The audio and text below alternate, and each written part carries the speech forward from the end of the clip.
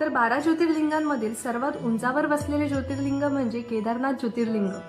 महाभारताच्या कथेनुसार कौरवांचा वध केल्यानंतर पांडव गोत्र हत्येच्या पापातून मुक्त होण्यासाठी महादेवांच्या दर्शनाकरिता हिमालयाच्या दिशेने निघाले, परंतु महादेव पांडवांना दर्शन देण्यासाठी इच्छुक नव्हते। महादेवांना शोधता शोधता जेव्हा पांडव गुप्तकाशीला पोहोचले तेव्हा महादेव एका नंदीचे रूप घेऊन तेथील असलेल्या गुरांच्या कळपात जाऊन मिसळले। त्या गुरांच्या कळपामधील एका नंदीचे तेज पाहून पांडवांना संशय येतो, म्हणून भीम आपले विशाल रूप धारण करून त्या डोंगरावर दोन्ही पाय पसरवून उभा राहतो।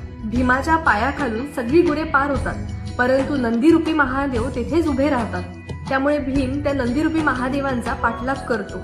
पळता पळता तो नंदी जमिनीखाली लुप्त होतो हे समजल्यानंतर भीम त्या नंदीच्या पाठीला गच्च पकडतो, त्यामुळे तो पाठीचा भाग तसाच जमिनीवरती राहतो। नंदीच्या पाठीचा तो भाग म्हणजेच केदारनाथ ज्योतिर्लिंग।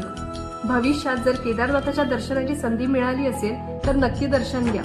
हा केवळ 22 किलोमीटरचा पायी प्रवास नसून तुमचं आयुष्य बदलून टाकणारा एक अनुभव असेल। हर हर महादेव।